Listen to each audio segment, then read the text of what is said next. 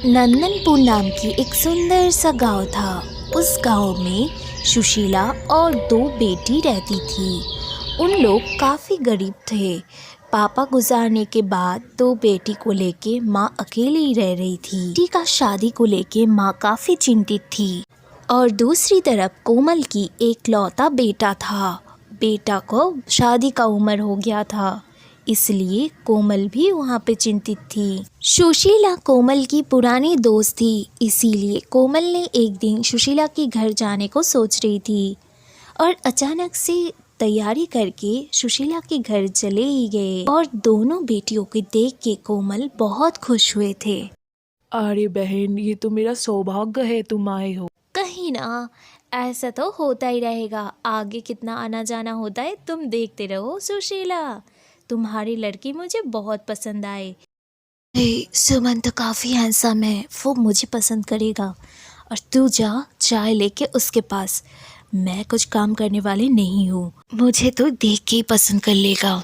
ऐसा बात नहीं है, तू क्यों इतनी सोच रही है? जिसको पसंद करना है उसे करेगा। तू अब चुप हो जा। रिया रीना की छोटी बहन थी, इसलिए रीना घर की सारा काम करती थी और चाय नाश्ता बना के उन लोगों के पास सर्व करने गई। सुशीला और कोमल एक दूसरे का दोस्ती और पक्की करने के लिए सुमन की शादी रीना के साथ तय कर दी। कोमल को सुशीला की बड़ी लड़की काफ़ी संस्कारी लगा, इसलिए कोमल ने सुशीला की बड़ी लड़की के बारे में बात की। सुशीला, मुझसे संस्कारी बहू चाहिए और तुम्हारी बेटी बहुत संस्कारी है। अरे तुम तो मेरी भाग्य बदल दे रही हो। आज से हमारी दोस्ती और भी पक्की हो जाएगी, मुझसे राहत मिल जाएगा। देखते ही देखते सुशीला और सुमन की शादी हो गई। शादी तो बहुत धूमधाम से हो जाता है, दोनों काफ़ी खुश थे। दूसरी तरफ ये सब देखते हुए रिया को बिल्कुल अच्छा नहीं लग रहा था। वो बहुत जेलस फील कर रही थी और वहाँ से चली जाती है। हाँ, मैंने तुम्हारे पसंद किए हुए संस्कारी बहू लाई हूँ, अब तुम संभालो। हाँ, तुझे चिंता करने की ज़रूरत नहीं है, मैं यहाँ संभाल लूँगी और बहू घर संभाल लेगी। क्या बहू, तू संभाल लेगी ना?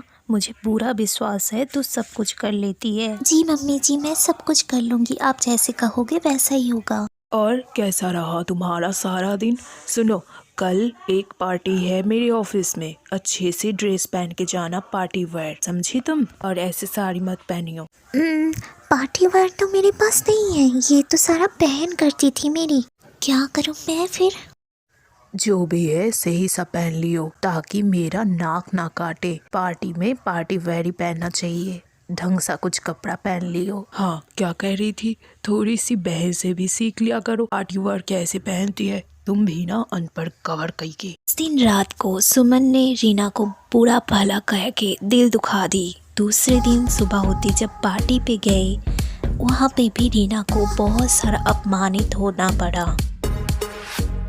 अरे देखो तो सही, सुमन की वाइफ आई है साड़ी पहन के पार्टी पे। बाहर भी कुछ रेस्पेक्टफुल ड्रेस पहन के आती है पार्टी पे। तुमने कुछ सिखाया नहीं है सुमन, कैसी वाइफ बना ली। हाँ सुनिए, मुझे यहाँ नहीं रहना है, घर चलना है, चलो।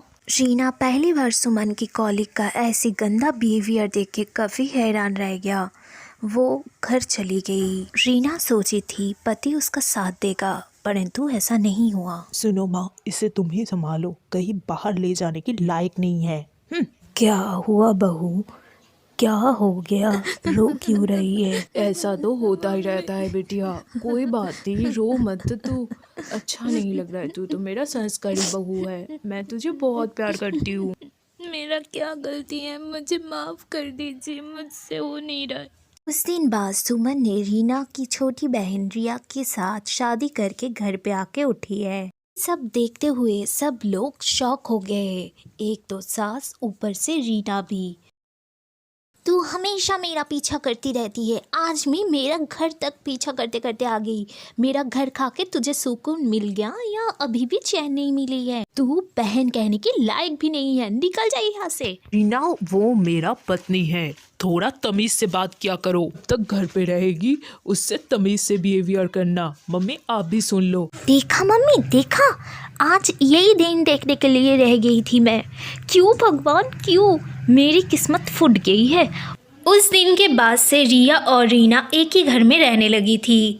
सुमन रिया को ज़्यादा प्यार करता था और रिया को हमेशा घुमाने लेके जाता था। रीना ये सब देखते रोती हुई सिर्फ अपने आप में सोचती रहती है क्या गलती हुई है उनसे। खैर भगवान ने सुन ही लिया रीना की बातें। एक दिन रिया अपने बॉयफ्रेंड के साथ सो रहा था और सुमन आके तुरंत ही देख के शॉक हो गया। वो भागम भाग बाहर कमरे में गया। तुम मेरा पत्नी होके ये सब गंदा काम कर रहे हो, शर्म आना चाहिए तुम्हें। ऐसा कभी सोचा भी नहीं था। नहीं हूँ, मैं रिया हूँ, मुझसे पंगा मत लो। रीना सही कहती थी, तुम ऐसे ही हो, तुम्हारी कैरेक्टर बहुत खराब है। जब से शादी किया हो घर बर्बाद हो गया मेरा। ऐसा लग रहा था रिया को कुछ फर्क ही नहीं पड़ा, वो अपने बॉयफ्रेंड के साथ निकल जाती है। दूसरी तरफ रीना मंदिर से घर आती है। पति का ये हाल देख के रीना कहती है ऐसा तो होना ही था। क्या हुआ जी? वो ऐसा ही है, आपको पता नहीं था, मैं आपको बार बार कहती रहती थी। सुमन रिया को डाइवोर्स दे देता है और रीना के साथ सुखी जीवन बिताने लगते हैं। सुमन को पता चल जाता है मम्मी क्यों इसके लिए सुशील घरवा बहू क्यों लाए थे।